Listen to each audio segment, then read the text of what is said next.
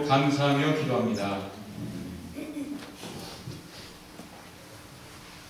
할렐루야. 오늘 말씀의 제목을 실패한 승리자라 하겠습니다. 다 같이 해보죠. 실패한 승리자. 영어 제목으로는 eye contact, 눈으로 맞추는 거죠. 제가 어렸을 때 저희 집 앞에 친구 집이 진돗개를 키우는 집이었어요. 순수혈통의 진돗개가 여러 마리 있었습니다.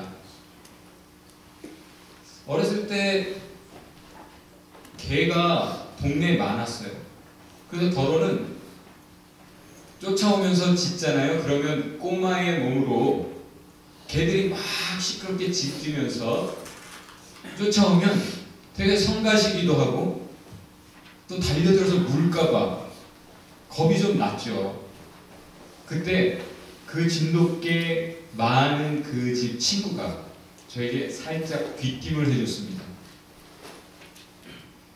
그럴 때는 그 개하고 눈싸움을 해서 이기면 된다. 그러면 개가 조용해지고 꼬리를 내릴 거야. 해봐. 그러죠. 근데 우리 집 개한테는 안 통한다. 그렇게 말을 했어요. 그 다음부터 실제 제가 실험을 시작했습니다. 개가 오면 진짜 눈싸움을 했어요. 어떻게 됐을까요? 그렇게 싸납게 짖던 처음 보는 개가 조용해지고 진짜 꼬리를 내리더라고요. 사실이 확인이 되었습니다.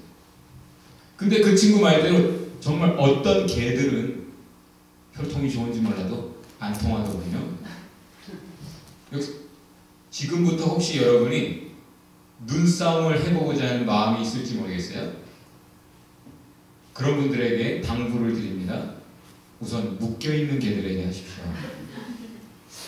그리고 작은 개에게 먼저 하십시오. 여러분, 사람 눈이 제일 무섭다고 합니다. 우리는 살면서 이 무서운 눈을 가지고 많은 눈싸움을 하면서 살아가는 것 같아요.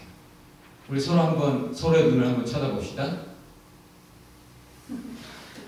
예. 참, 다크서클 보지 말고 그 눈망울을 들여다보면 참 사람 눈이라는 게 볼수록 신기하다라는 생각을 또 하게 됩니다.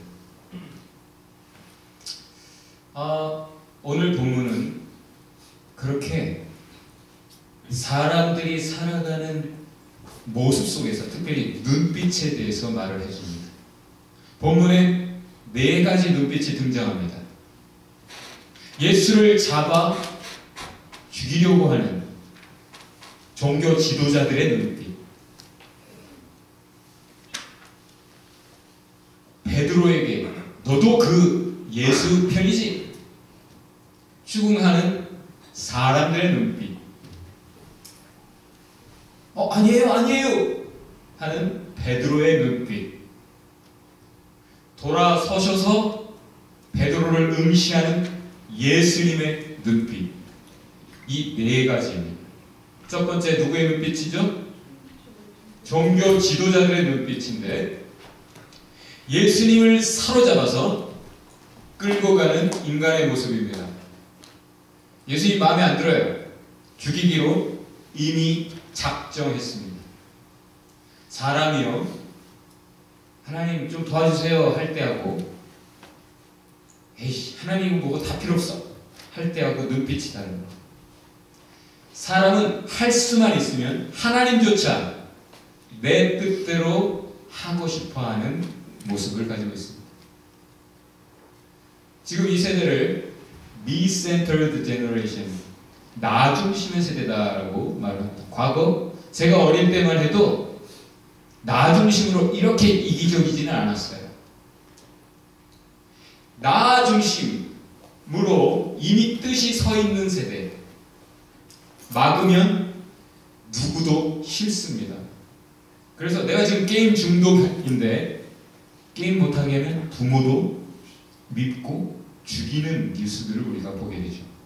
존속살인이 이제는 더 이상 뉴스도 아니에요. 하나님도 마음에 안 들어요? 꽁꽁 묶어서 원하는 대로 이리저리 끌고 다니고 싶어하는 마음들이 사람의 모습 속에 있습니다. 그런데 이렇게 하나님에게조차 함부로 하는 모습이 넌 크리스천들에게만 있는 게 아니에요. 크리스천들에게도 있습니다. 크리스천들은 하나님의 뜻에 맞추는 삶을 살고 하나님의 뜻에 맞는 기도를 하려고 하기보다는 내 뜻을 관철시키고자 하는 기도의 열정이죠. 내 기도에 빨리 그대로 응답 안 하시는 하나님 싫습니다. 넌 크리스천들은 더러는 어떤 겁쟁이들의 모습을 가지고 있어요. 정직하지 않습니다. 진지하고 솔직하게 내가 진리를 확인해 보겠다. 그래, 눈싸움 하면 걔가 진짜 조용해지고 꼬리를 내리는지 한번 확인해 보겠다 하는 그런 용기도 없어요. 뭐가 무서운지 딱 선을 긋고 하나님이 더 이상 가까이 오지 않기 원하고 뭐라 말해도 나는 귀로는 듣지만 마음까지는 담지 않을 거야. 뭐라 말하든 나는 안 믿을 거야. 이미 마음에 뜻이 서 있는 크리스찬들도 넌 크리스찬들도 보게 됩니다. 노 데이팅이라는 책을 쓴 조슈아 해리스라는 사람 아시죠? 그가 청소년 시절 한참 연애 중일 때 어머니가 책을 한 권 주셨대요. 제목 Passion and Purity, 정열과 순결. 보아하니 어머니가 너무 연애에 집중하는 자신을 좀 타이르느라고 주신 책인 걸 알았어요. 근데 이 책 다 읽어버리면 여자친구와 키스하는 행복을 포기해야 될 것 같더래요. 그래서 열정 파트만 읽고 순결 파트는 건너뛰었답니다. 나중에 커서 다시 읽은 후에 후회가 막심했다고 고백을 했어요. 지금 이 대제사장들, 종교 지도자들, 자기들의 뜻을 관철시키기 위해, 자기들의 세상 쾌락을 이어가기 위해 하나님을 꽁꽁 묶었습니다.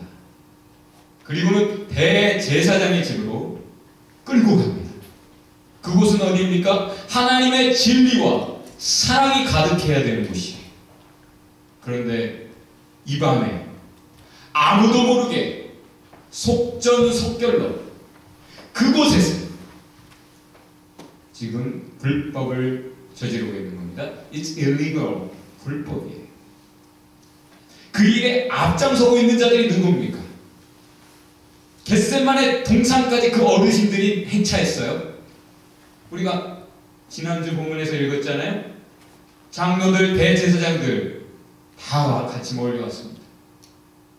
폭도들을 조직해서 행차한 그들의 눈빛이 어떠했을까요? 독이 서려 있고 살기가 보였습니다. 두 번째, 누구의 눈빛이죠? 오늘 본문에서 말하는 베드로를 추궁하는 사람들의 눈빛. 이 사람들은 어떤 사람들인가? 요한복음 18장에서는 이렇게 말합니다. 종들과 officials. 아마 성전에서 섬기는 자들이었던 것 같아요. 꽤나 직위를 가지고 있는 자들, 교회 안에서. 날이 추워서 불을 피워놓고 그렇게 속닥속닥 하고 있습니다. 마피아 게임을 비유하자면 불확실하지만 여론을 형성해서 너 마피아지.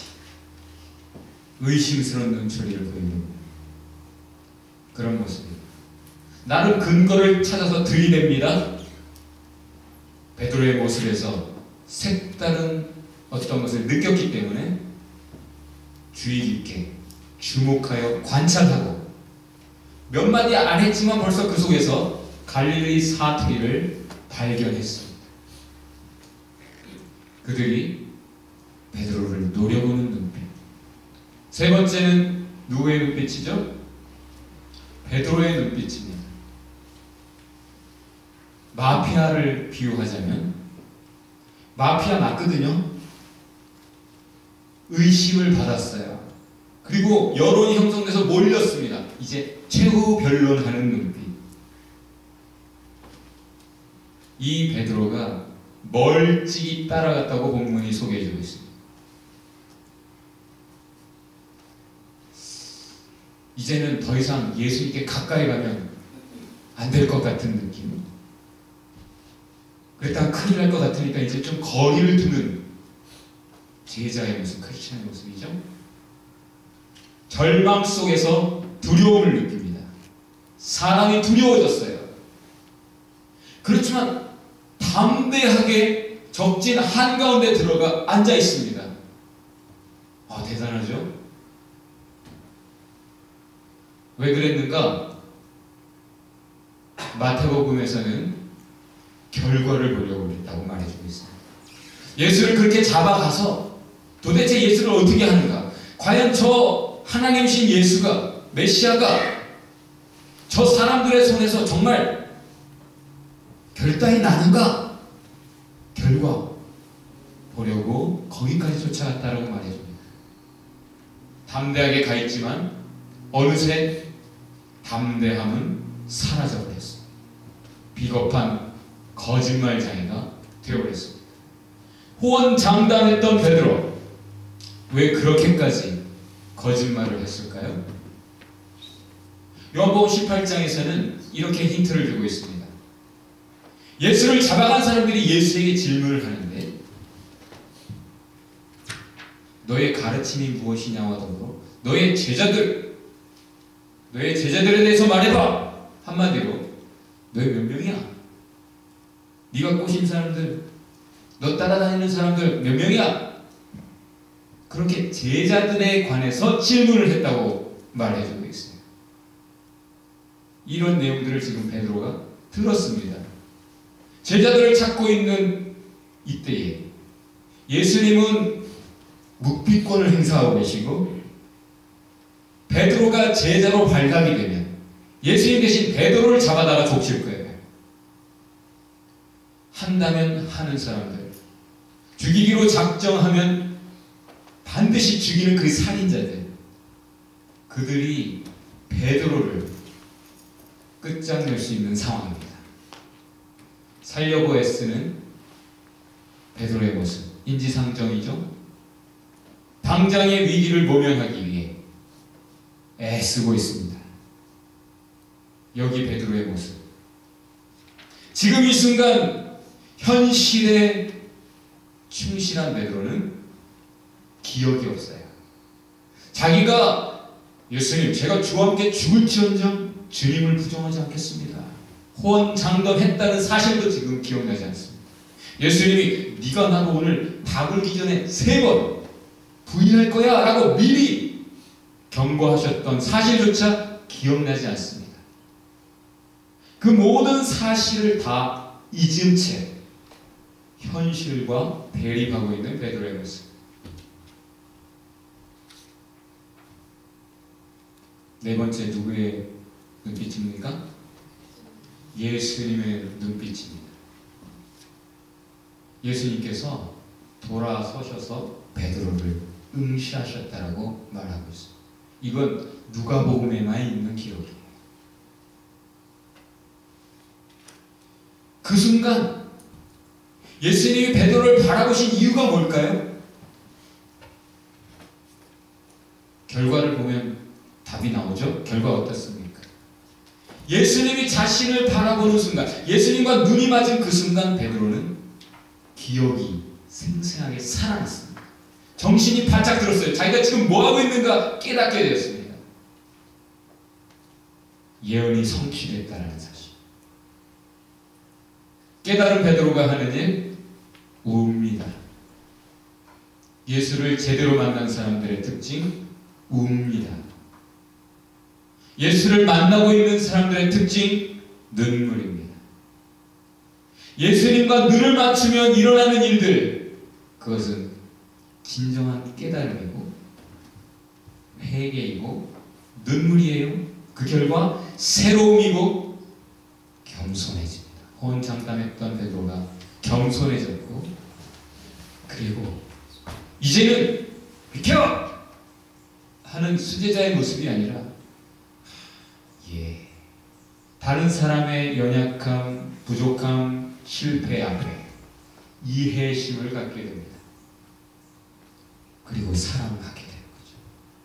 자기가 받은 사랑으로 남을 사랑하게 됩니다. 비로소 겸손한 사람만, 다 같이 해봅시다. 겸손한 사람만 참 사랑할 수 있습니다. 겸손한 사람만 남을 도울 수 있습니다. 여러분 아십니까? 모든 성공한 사람은 실패를 경험한 사람입니다. 모든 승리자는 실패의 경험자예요. 베드로도 나중에 교회 어른으로 추앙받잖아요. 성 베드로 성당, 얼마나 존경이 있으면. 조슈아 해리스, 잘생긴 그 젊은 목사님, 실패했어요. 처음에 실패했어요. 거기서 깨달은 교훈을 책으로 써서 나눈 것뿐입니다. 바울, 실패했던 사람이에요. 오호라, 나는 곤고한 자다. 누가 이 사망에 모여서 나를 건져낼 수 있단 말이다. 절망을 느꼈습니다. 자기는 최선을 다하지만 계속 죄를 짓고 실패하는 자신의 모습 속에 나는 결국 천국은 물 건너간 인간이란 말인가? 절망을 느꼈습니다. 그 속에서 하나님의 사랑과 은혜를 깨닫고 찬송하게 된 것이죠. 다윗, 잘 아시죠? 성군 다윗, 실패자였습니다. 하나님을 빼고는, 하나님이신 예수님을 빼고는 모두가 다 실패를 통해 배우고 겸손해집니다. 그 후에 다시 재도전해서 성공하는 것이죠. Only in God's grace. 오직 하나님의 은혜 안에서 다시 시도했을 때 성공하는 것입니다. 그래서 남을 이해하게 되고 겸손히 사랑하게 되고 진정 돕는 생이 되는 것입니다. 누가복음 22장, 오늘 본문은 참 특이해요. 마태복음, 마가복음, 누가복음, 요한복음, 사복음서에 다 이 이야기가 실려 있는데 나머지 세 복음서는 베드로의 이야기 안에 예수님을 신문하는 내용이 끼워져 있습니다. 샌드위치. 근데 누가복음만 베드로의 이야기만 묶어놓고 다른 곳에서는 말하지 않고 있는 예수님이 돌아서셔서 베드로를 보셨다라는 내용, 이것을 말해주고 있습니다. 누가가 말하고자 하는, 강조하고자 하는 포인트가 분명히 있다는 얘기죠. 그것은 눈빛입니다. 눈빛. 맞아요. 베드로가 큰 죄 지은 겁니다. 예수님이 이렇게 말씀하셨죠. 사람들 앞에서 너희가 나를 부정하면 나도 최후의 날 천사들 앞에서, 아버지 앞에서 모른다고 부정할 거야. 나는 모른다 할 거야. 그 말은 천국에 못 들어간다는 얘기죠. 베드로 못 들어가야 맞습니다. 이 죄 때문에. 큰 죄예요. 그러나 예수님이 베드로를 버리지 않으시고 베드로에게 다시 찾아오십니다. 누가복음 24장에 보면 베드로를 다시 찾아오셔요. 왜 그러실까요? 예수님 미리 말씀하셨죠. 마음에는 원이로되 육신이 약하구나. 아셨어요.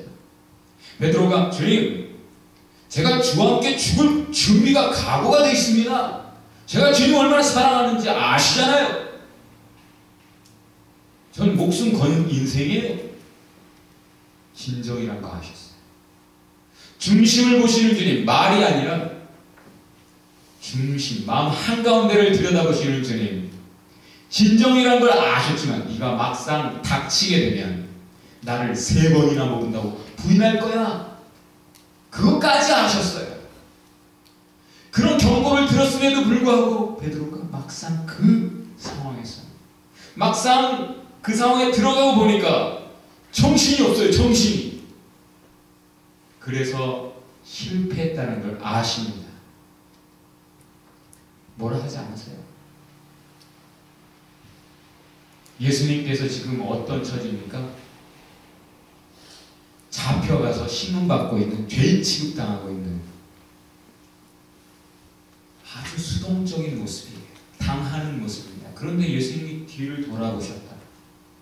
미리 알고 계셨고 그 상황 속에서 베드로에게 눈빛으로 말하고 계셨다. 이것은 우리가 지난주에도 읽은 대로 예수님은 지금도 이 모든 상황 속에서 도미넌트하게 주님으로서 주권을 가지고 계신다라는 사실을 알게 합니다. 그래서 주님이 미리 말씀하셨죠. 베드로에게 네가 실패하겠지만 나중에 돌이킬 후에 네가 깨닫고 회개한 후에 다시 일어선 후에 네 형제 자매들을 도우라. 주님은 실패를 통해 베드로의 실패를 통해 내공 있는 참 리더를 세우고자 하셨던 것입니다. 예수님 아세요? 우리의 진정한 마음 아셔요? 우리의 연약함 아십니다. 우리의 실패도 아셔요. 우리 과거의 상처, 부끄러움, 죄책감, 아무에게도 말할 수 없는 것까지 다 아셔요. 여러분이 애써 잊으려고 하는 모든 것까지를 주님은 아십니다. 그 주님이 대신 십자가에서 죽으신 거죠. 여러분, 가룟 유다와 베드로의 공통점이 무엇입니까? 둘 다 경고받았습니다. 그럼에도 불구하고 둘 다 실패했어요. 그런데 결과는 완전히 판이하게 다른 결말을 갖게 됐죠. 거기 가장 중요한 분기점이 무엇입니까? 가룟 유다는 자기가 자기 죄를 깨달았을 때 회개하려고 합니다. 예수님의 십자가 은혜를 입으려고 하기보다 자기가 난 죽어야 마땅한 죄인이야 하고 목매달아 자살을 해버렸어요. 베드로는 그저 할 말 없이 그저 하나님 앞에 꿇었죠. 그저 하나님 앞에 꿇었어요. 누가 자기 죄값을 치를 것입니까? 이미 예수님께서 십자가에서 우리를 불쌍히 여기시고 대신 죄값을 치르셨습니다. 그리고 용서하셨어요. 그리고 사랑한다 말씀하십니다. 아, 정말 주님이 날 위해 죽으셨다 믿는 분 한번 손 들어보세요. 안 믿어지더라도 자살하지 마세요. 스스로 포기하지 마세요. 모든 싸움은 스스로 포기할 때 끝나는 것이죠. 영어 공부도 마찬가지예요. 그죠? 오늘의 포인트는 우리의 실패, 하나님의 사랑과 용서, 주님의 눈빛, 이 세 가지로 요약할 수 있겠습니다. 어떤 목사님의 어린 딸이 물을 가지고 방을 이렇게 가다가 확 엎질러져서 쏟아버렸어요. 그때 눈이 다른 사람과 딱 마주치자마자 반사적으로 내가 안 그랬어 하는 거예요. 아무도 뭐라 하지 않았는데, 아직 혼나지도 않았는데, 인간의 본능은 그렇게 자기 죄를 부정하죠. 그래 지혜로운 엄마나 지혜로운 선생님들은 특별히 아이들과 진지한 대화할 때, 그리고 솔직하게 꾸짖을 때 아이들과 눈을 맞춥니다. 교육학 한 분들은 알겠죠? 엄마 눈 똑바로 봐봐. 자꾸 딴 데 보는 거예요. 엄마 눈 똑바로 봐. 눈높이를 낮춰서 눈을 맞추고 대화하는 것입니다. 어느 교실의 급은 담임이 지켜보고 있다. 여러분, 요즘 외국에서 센세이션을 일으키고 있는 소설, 신경숙 씨의 소설 엄마를 부탁해. 잃어버린 엄마를 찾는 이야기죠. 거기에 보면 그 엄마를 본 사람들이 그 엄마가 누군지는 모르지만 그 엄마를 만난 사람들이 그 엄마에 대해 표현하는 표현이 하나 있어요. 누가 아는 분? 소의 눈을 닮았다. 소의 눈. 그 엄마를 우연히 보게 된 어떤 약사가 하는 말.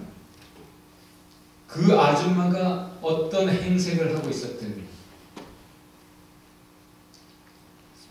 그 여자는 눈이 같았다.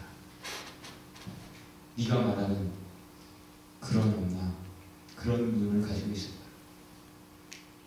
여러분, 만나본 사람은 그 눈빛을 알아요. 말로 형용할 수 없는, 때로는 동물에야 가장 선한 소의 눈에야 비교할 수밖에 없는, 비길 수 있는. 여러분, 예수님 만나봤습니까? 예수님의 눈빛을 설명할 수 있습니까? 그 눈을 한번 서로 맞춤해 봤습니까? 그렇다면 어떻게 해야 그 눈을 마주칠 수 있는가? 우리가 주님을 바라볼 때 어떤 눈이어야 하는가? 제가 정확한 해답을 가르쳐 줄 테니까 여러분 잘 기억하고 그 거울 보고 연습하세요. 주님을 바라볼 때 우리 눈은 시편에 있는 대로, 슈렉에서 표현하는 대로 고양이의 눈입니다. 슈렉 봤죠? 슈렉의 고양이가 모자 벗고, 알죠? 불쌍히 여겨주세요. 어제 마피아를 할 때 우리 용준이가 한 번만 살려줘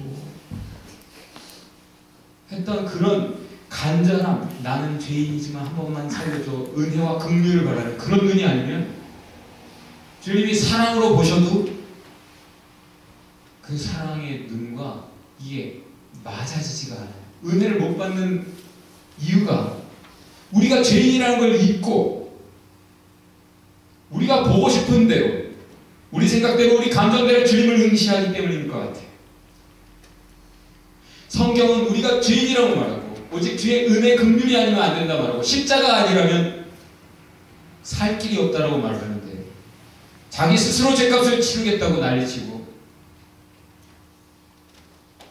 서로 정죄하면서 나는 의롭다고 호언장담하면서 살아가는 그런 모습으로는 주님의 눈과 생명의 교감이 있기가 어려운 것입니다.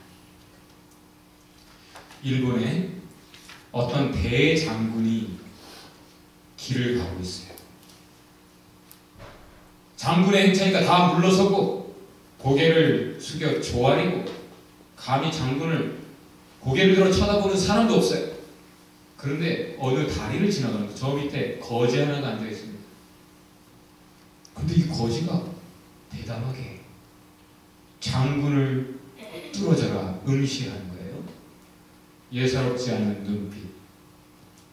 이 장군이 같이 뚫어져라 보는데도 시선이 흔들리지 않습니다. 테스트해보고 싶어서 자기가 가지고 있던 손수건을 던졌어요. 뜻을 알아차린 거지가 당장에 쫓아가서 그것을 들었다가 장군에게 건네고 다시 그 자리에 가서 앉아서 또 장군을 쳐다보는 거예요. 아무 말 없이 장군이 또 던집니다. 또 아무 말 없이 가서 주워다 주면 또 그 자리에 가서 또 장군을 응시합니다. 몇 번을 반복해도 시선이 흔들리지 않아요. 몇 번을 반복해도 이 거지의 감정이 출렁이지 않아요. 몇 번을 반복해도 이 행동이 변함이 없습니다. 이 거지의 내공을 알아본 이 대장군이 데려다가 교육을 시켰어요. 일본의 역사를 바꾼 인물이 되었다는 거예요. 이렇게 우리가 주님을 바라볼 수만 있다면, 정말 내가 쓸만한 사람이 어디 있는가, 하나님의 나라를 위해 쓸만한 사람이 어디 있는가, 하나님이 내려다보고 계시다고 시편은 말하고 있어요. 근데 한 사람도 없구나, 다 한눈 팔고 좌우로 치우쳐 있구나, 정말 하나도 없단 말이냐, 이렇게 안타까운 마음으로 다 썩었구나, 어리석은 자. 하나님이 마음에 없다라고 입에는 하나님 하나님 하지만 마음에는 진정 하나님을 믿음으로 고백하지 않는, 그래서 하나님을 경외하지 않는, 그래서 다 엉뚱한 욕심 가지고 살아가는 사람들, 가득한 세상에서 이런 거지 하나라도 발견한다면, 자기를 뚫어져라 응시하는 그 한 사람을 찾으신다면, 이 장군처럼 주님이 데리고 가지 않으시겠어요? 그 사람 특별히 씻기고 준비시키지 않으시겠어요? 쓰시지 않겠어요? 하나님의 나라를 위해 그런 사람들이 사용되고 그런 사람들이 하나님의 역사를 이루는 것입니다. 오늘 본문의 주인공 베드로도 그런 경험 이미 했어요. 예수님이 물 위로 걸어오시는 걸 보고 그 예수님에게서 눈을 뗄 수가 없어요. 그리고 그 예수님과 대화해요. 옆에 제자들이 있지만, 야야, 예수님 정말 대단하다, 그지? 사람들과 대화하지 않아요. 예수님, 저에게도 물 위로 걸어오라고 말씀해 주세요. 주님만 바라고 주님과만 대화합니다. 주님이 말씀하시기만 하면 나도 할 수 있어. 주님이 하나님이니까 하나님이 말씀만 하면 나도 할 수 있어. 내 능력과 관계없이, 내 영어 실력과 관계없이, 내 재정 상태와 관계없이 할 수 있어.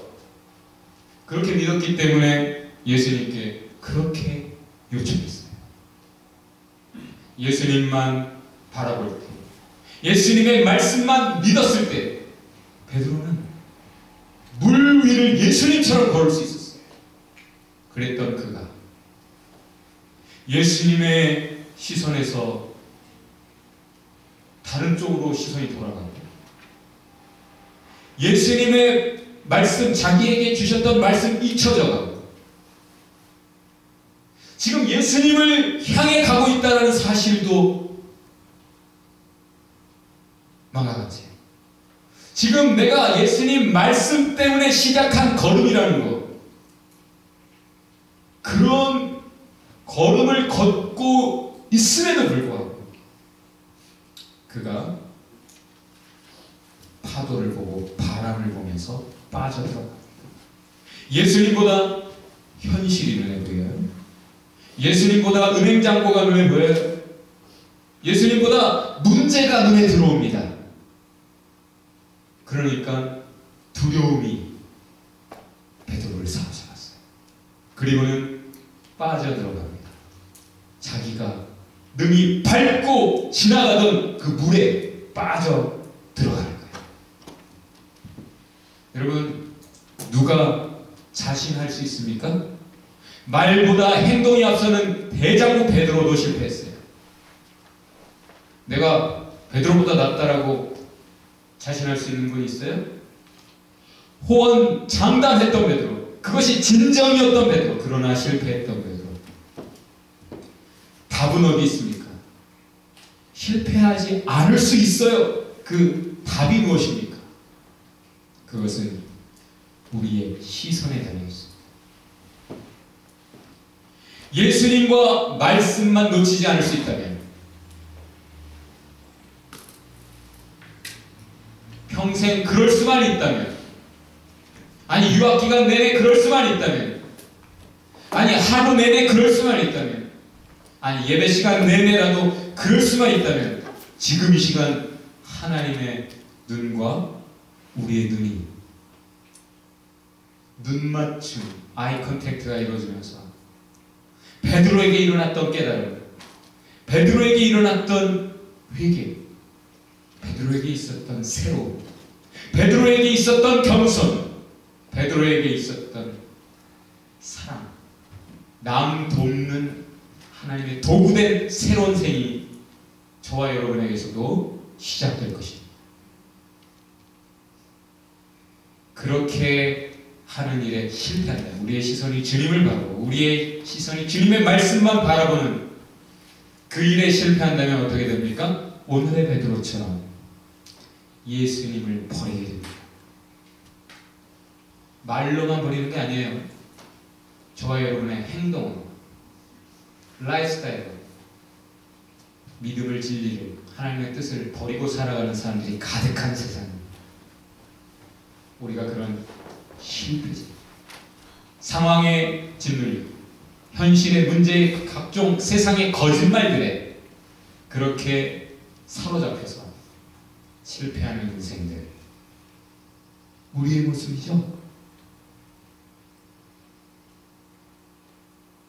그러나 주님이 아십니다. 그리고 이미 용서하셨습니다. 그리고 사랑한다 말씀하세요. 오늘 그래서 결론 세 가지는, 주님은 사랑의 눈으로 보신다는 것, 주님의 눈에 우리의 눈을 맞추라는 거예요. 사랑의 눈을 우리도 가져라는 것입니다. 우리 옆에 분 손을 잡고 큰 소리로 권면합시다. 질문해 봅시다. 그 눈을 아십니까? 주님이 다 아십니다. 당신의 과거를 다 알고 있어요. 작년 여름에 뭐 했는지 알아요. 그러나 괜찮습니다.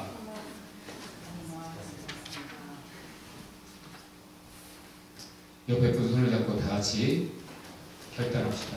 주님만 바라봅시다. 사랑의 눈으로 같이 기도합시다. 옆 사람을 위해서, 자신을 위해서, 우리 모두를 위해서 같이 기도합시다. 주님, 변함없는 사랑의 말씀에 감사합니다. 실패를 통해 겸손한 승리자가 되게 하옵소서. 주님을 바라보는 시선에 흔들림 없게 하여 주옵소서. 주님의 눈, 주님의 사랑을 갖게 하옵소서. 주변을 위로하며 사랑으로 일으키게 하옵소서. 우리 같이 기도하겠습니다.